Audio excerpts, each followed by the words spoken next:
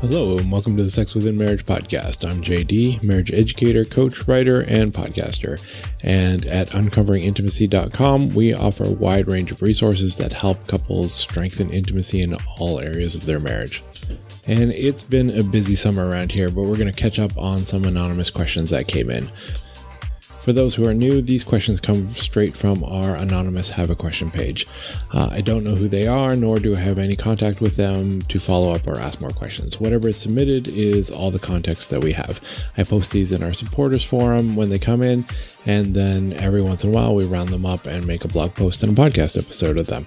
So if you have a question of your own that you can't find an answer to or are too afraid to ask anywhere else, you can ask it there. There's a link to the page in the show notes. Or you can join our supporters forum where you can ask anything you want, also anonymously.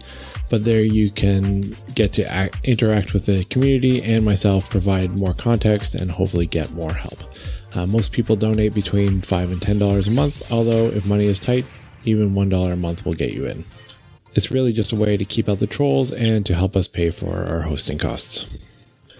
Before we get into the questions, though, I want to let you know about a survey that we're running on manual sex. So that's solo, mutual, shared, and more. We're looking for about 1,000 responses, and, well, summer has been slow. We're halfway there, but we need some more help. And if you could take a couple of minutes and donate your data anonymously, we'd appreciate it. There's a link in the show notes for that as well. And lastly, I'm going to be running a webinar for wives called Becoming More Sexually Engaged on September 14th at 8 p.m. Eastern Time, where I'm going to be going through the first module of the course by the same name, and we'll be starting our 11th cohort the following week. If you want to see what the course is about or just want some free information, because I will teach you everything taught in the first module of the course, then come on out. We always have a lot of fun. People laugh, people cry, marriages are improved. It's always an awesome experience. And afterwards, I field whatever questions people have about the course or marriage and sex in general. So yeah, if you're curious, there's a link in the show notes for that as well. And now let's get on to the questions. Question 1 is, I've got an issue where I may or may not be the crazy one. I love my wife and I find her sexy and beautiful. However, she has the most unflattering, unsexy, and unattractive nightshirt/dress thing. It looks horrible and honestly sucks all of my attraction to her. She tends to put it on as soon as our kids go to bed, and it pretty much means she's checked out for the evening. I hate it and I wish she'd get rid of it and find something else to be comfortable in. First, am I wrong in having an issue with this? And second, how would you recommend I talk to her about it? Okay, so you're not crazy for feeling the way that you do. Attraction in marriage is a real thing, and what your spouse wears can definitely affect that, positively or negatively. You're also allowed to have preferences, and you're not wrong for wanting your wife to look appealing to you. At the same time, she's not wrong for her feelings, wanting to be comfortable and cozy after a long day. But the issue likely isn't the clothes themselves, it's what they represent. When she puts them on, you're interpreting this as I'm done for the day and disconnecting, right when you want to start connecting with her. Because, yeah, when you have young kids, when else are you supposed to connect in any sort of deep and meaningful way? During the day, life is about survival. Evenings are the time to reconnect. It's the visual, triggering, and emotional signal that's hitting you hard. That's my guess anyways. So how do you talk about this? Gently, honestly, and lovingly. Here are some ideas. One is pick the right time. Don't bring it up when she's wearing it or when you're already frustrated. Number 2 is share your feelings, not accusations. Don't go with that nightgown is ugly and I hate it. Instead, go with something like, when you put on your nightgown, I get the impression that you're disconnecting from the world, including me. To me, it feels like it's designed to shut down attraction right at the time that we finally have time to connect.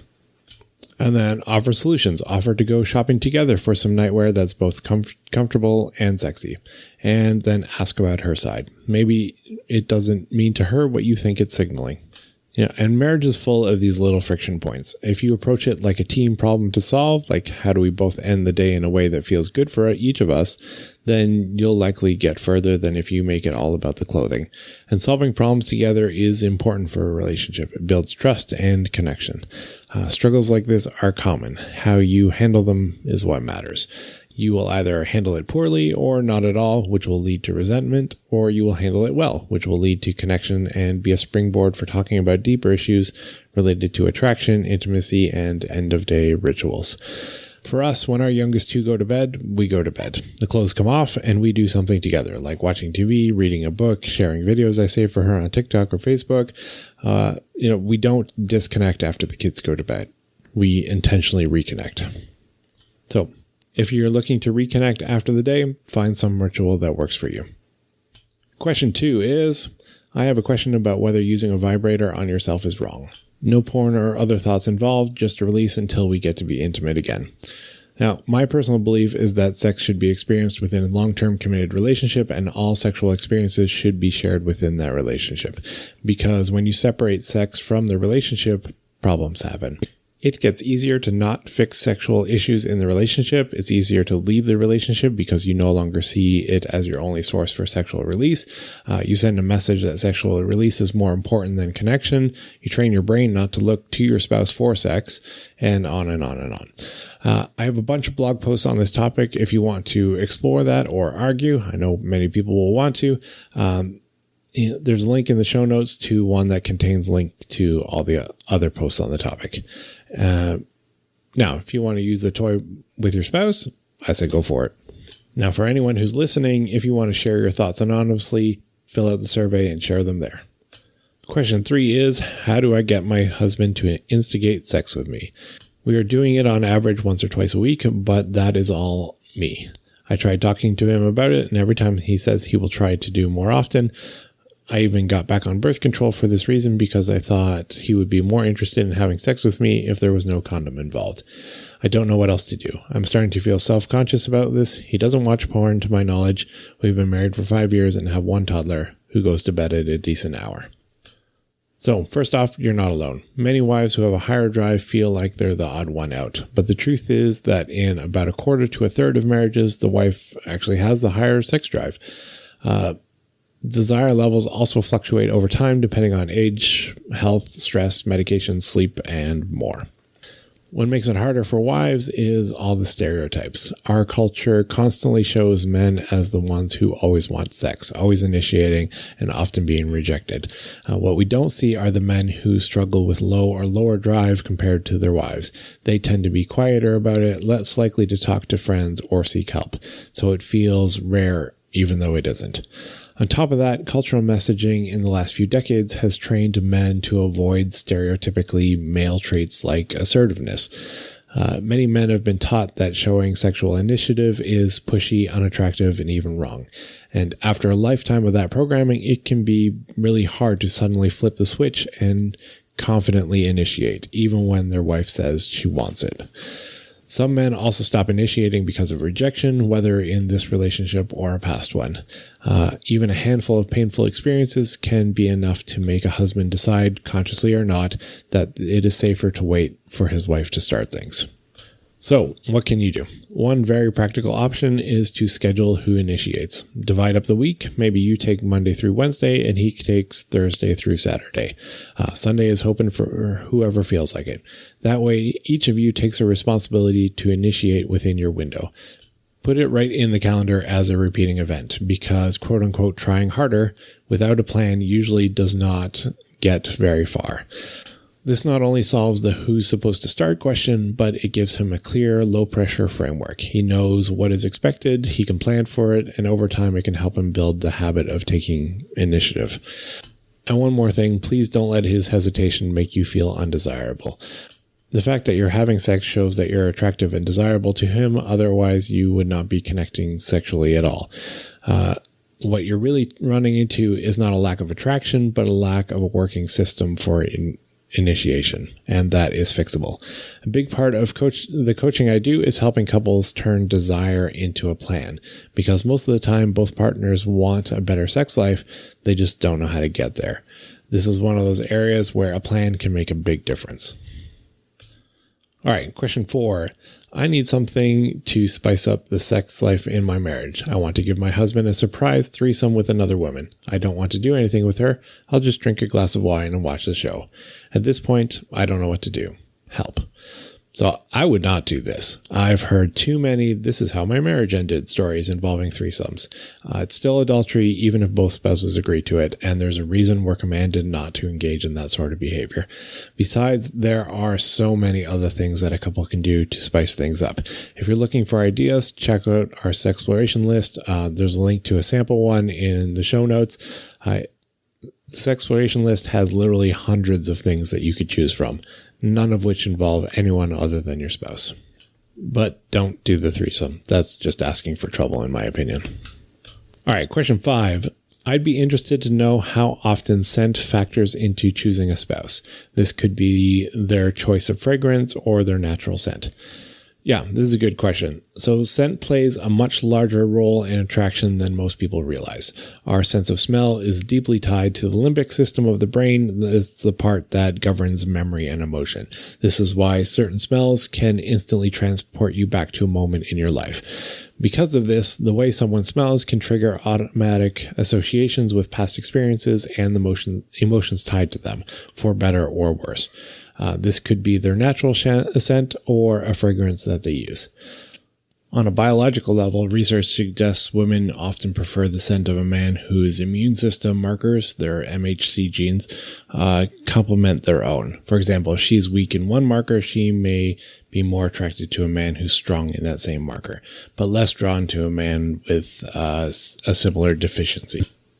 However, fragrances can mask those natural scents, and birth control pills can even interfere with a woman's ability to detect those genetic cues through smell.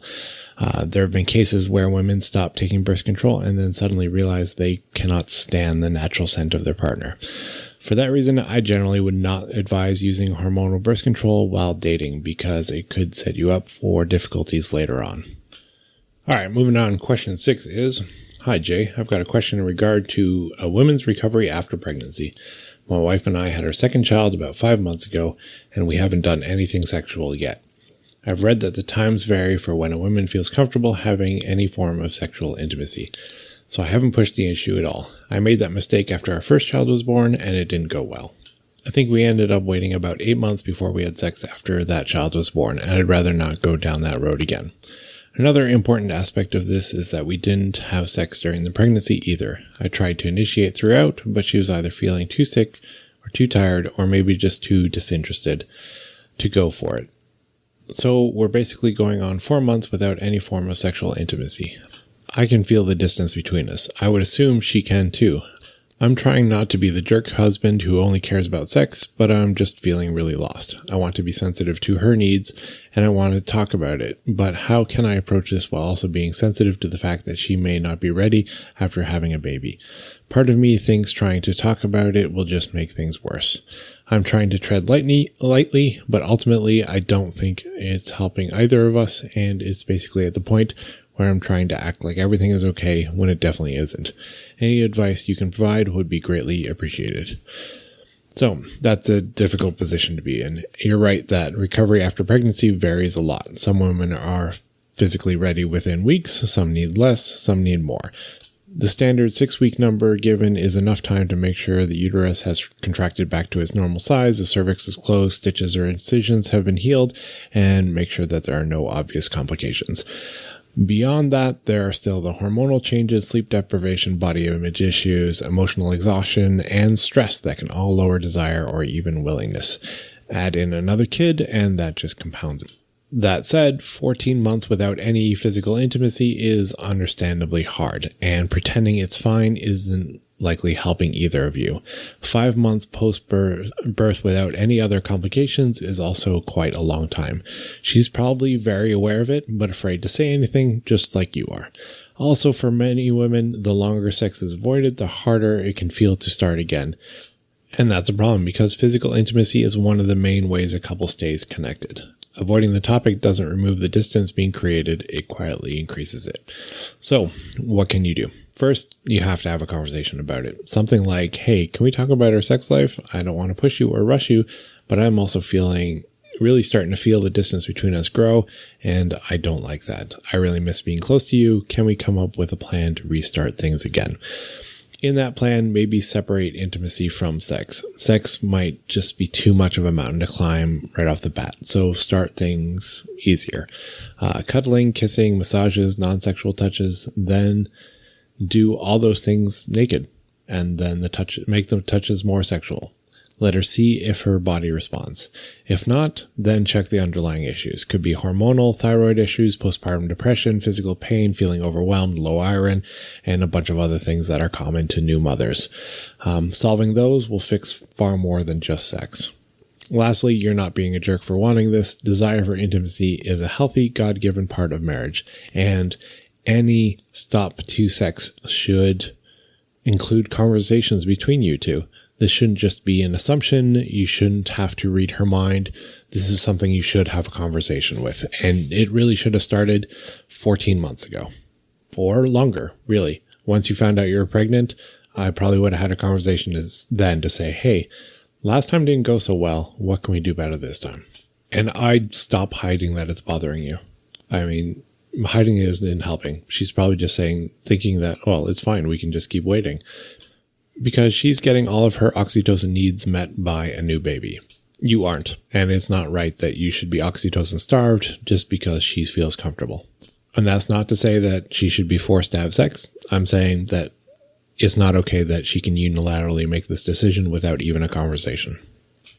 Hello, Jay. I recently came across a post online about a husband Pavloving his wife in the sense that through repeated subtle actions, which were unnoticed by his wife, that being pinching her rib during her orgasm. After a few years, he'd now be able to pinch her rib in any scenario outside of sex and she would immediately be extremely turned on.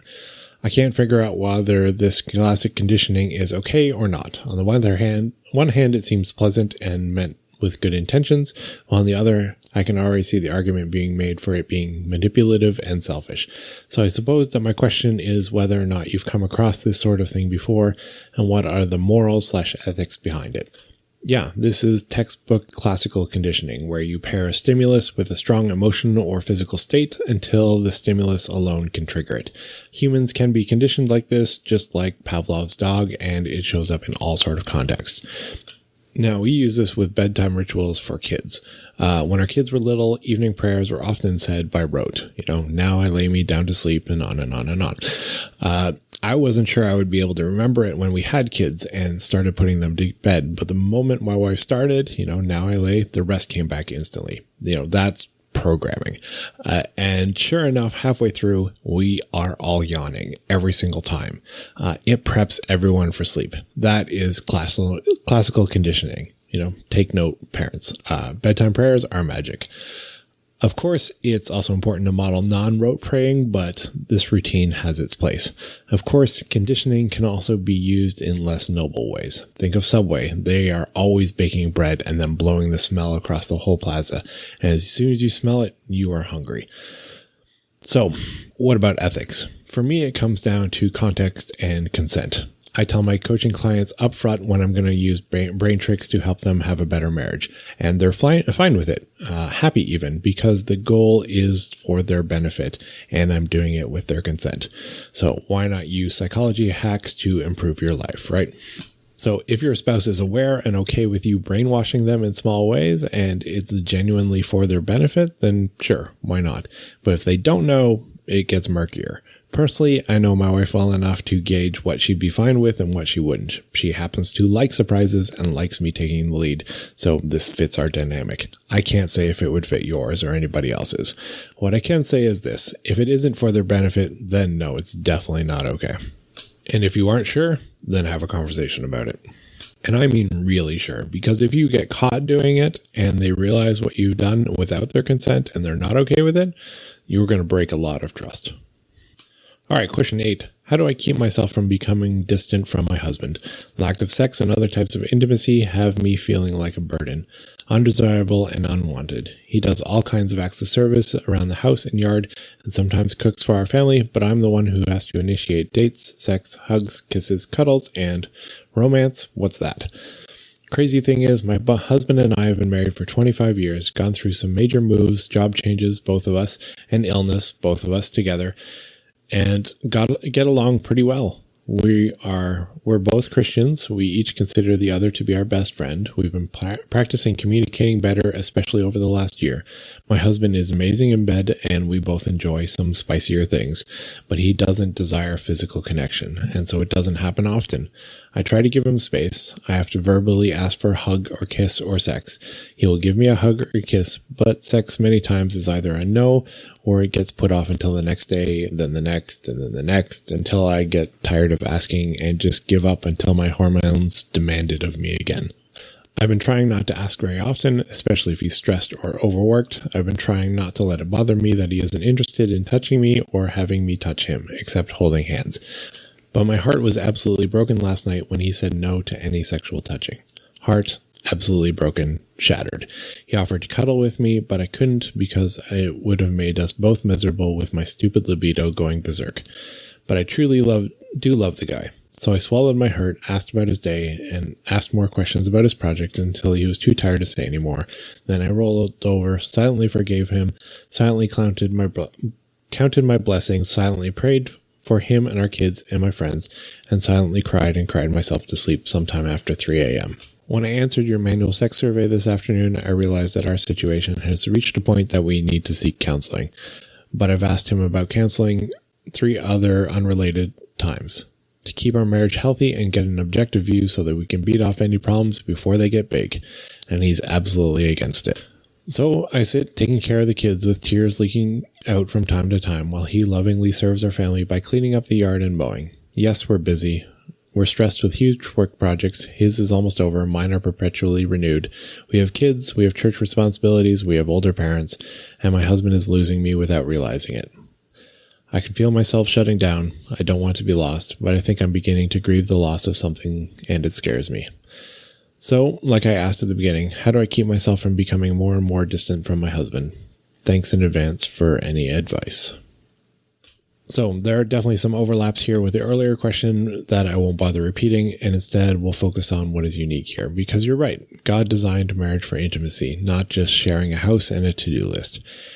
And it's clear your husband loves you. He is just missing on how he shows it. And this happens a lot. We all try our best to show love, but sometimes it is in a way that doesn't land. And that's okay, but it does need to be addressed. He seems to be an acts of service kind of guy, showing love through yard work, cooking projects, etc., but you are more of a physical affection sort of gal, so it doesn't connect in the same way. And when that need is not met, it feels like rejection. Over time, that leads to exactly what you're describing: distance, grief, and loneliness. So here's what I would suggest. First is name the difference, not a deficiency. Don't frame it as a failure, frame it as, a difference. For example, hey, we feel loved in different ways. Our love languages are not lining up. I need X, Y, and Z from you, and I need it this often. Phrase it not as a desire, but as a need. Second, remind them that sex is about connection. It's not just arousal and release, it's how you stay close. And I don't think you're wrong to say that you're starting to drift. In fact, if that's what's happening, then it definitely needs to be said. Third, think of it kind of like a foreign language. For him, it's like learning something new. And the way to learn is repetition. This is not going to be a once, twice, or 3 times conversation. It's going to take consistency and gentle reminders and probably a lot of conversations. And lastly, be clear and assertive. Hints usually do not work. Asking is normal in marriage. Consider scheduling intimacy because sometimes spontaneity is a real barrier. And if he says rain check, then let him know that you expect initiation back within 24 or 48 hours. This is a rule I use with coaching clients who want regular sex but are struggling to get it. And also, don't hide your grief. If you're sad, frustrated, or angry, then show it. That doesn't mean lashing out, but it does mean letting him see the impact. If you keep it inside, if you roll over and cry yourself silently asleep, then he will not understand how deeply it hurts. Let me share an example. The other night, my wife and I had planned time together that evening. We had a delivery grain coming, and then it ended up coming late. And by late, I mean it was supposed to come at 7:30 p.m., which is plenty of time to get done, get back, shower, have lots of fun. But it didn't show up until 9:30. And then it takes about an hour to unload, pack up everything, and then get back to the house. So 10:30 before walking in the door. And I was sad and frustrated, and I said so. I wasn't blaming her because it's not her fault at all. But I did voice that, like, hey, I'm sad our night didn't turn out the way I wanted. How does tomorrow look? And I think that honesty matters. It's okay to share things that you're frustrated with, whether you're frustrated with your spouse or not. Just sharing where you're at and not making them guess is a good thing. Now, in our marriage, no is not an answer to requesting sex. We don't reject each other's bids for connections. We may have to pause or delay, but we don't say no. And that if that's an ongoing issue in your marriage, then I'd say that's definitely worth a direct talk. And if he's not listening or not making changes, then I think it's perfectly acceptable to get coaching, counseling, therapy, something. And if you're thinking, great, tell him that. I would be happy to. Book a call. Let's talk about coaching, the three of us. Even if you don't move forward long term, I will try to help you take the next step. Send him this post because I think you articulated very well how you're feeling and the struggle that you're having, and that you definitely still love him, but you're having a hard time. And if you do send it to him, then hey, to this person's husband, in case he hears this, look, I'm not going to beat you up for this. My goal is to improve your marriage, not take her side or your side. I'm only interested in creating a plan to make you both happier and your marriage more successful. And then if you want to continue on, helping you stick to that plan, making adjustments as we go, and ultimately training you to no longer need a coach so that you can tackle these things on your own in the future. Finally, 2 keys to fighting resentment. Number 1, don't do things that build bitterness. If silently crying at night is making you resentful, do not keep doing that. Wake him up and let him know how you feel. Number 2, practice gratitude. You mentioned a lot of positives, and you mentioned already praying and counting your blessings, but also, thank your husband for the things that he is doing. You can say thank you for those, even if he's not doing some things that you do need. And gratitude doesn't fix everything, but it is a powerful protection against kind of resentment and bitterness. I hope that helps. All right, question 9, last one. Hello, how can I talk to my husband about oral sex? I would really love to incorporate this and receive pleasure, but he just isn't good at it. He has listened to podcasts, read material, and the proper ways, and I have tried to coach him on what I like, what feels good, and what doesn't. Despite all this, I just can't get there. End up switching to something else. I love giving oral to him, and he always communicates how much he loves it. I feel guilty that even though he tries, it just doesn't arouse me or get me there. Do I need to push this aside and focus on things that do bring me pleasure with him, or just surrender this idea? I do love him and don't want to hurt his feelings. I'd suggest switching it up. Instead of using oral as the thing to get you aroused, try it when you're already there. Use another method first, manual, intercourse, toys, whatever works best, to get close to orgasm, then switch to oral and see if that changes the experience. For a lot of women, oral sex just doesn't feel great unless they're already turned on. Some of them very turned on. That is very normal. It's also possible that your body simply doesn't respond much to oral sex, and that's okay too. Plenty of men and women don't orgasm easily or at all from oral. So try the already aroused first approach. If it helps, great. Just stop using it as foreplay. If it doesn't, no problem. Let it go for a while, maybe revisit it down the road, because these things change depending on a whole bunch of things. And that's it for today. Remember, fill out the survey. And WISE, if you want to know more about how to solve conflicts related to being more engaged, present, and enjoying yourself more in the bedroom, sign up for the webinar. And for all the people that asked all these questions, thank you for submitting them. And I would love to have updates to them. If you're shy, you can send an update through the anonymous question page. That's fine too. And if you listen to these and you have ideas and you want to share them and be part of this discussion, then please come join our supporters forum, jump right in. I would be thrilled to have people, whether you agree with me, disagree with me, I don't care. I just want the discussion. Anyways, that's it for today. We'll talk to you next time.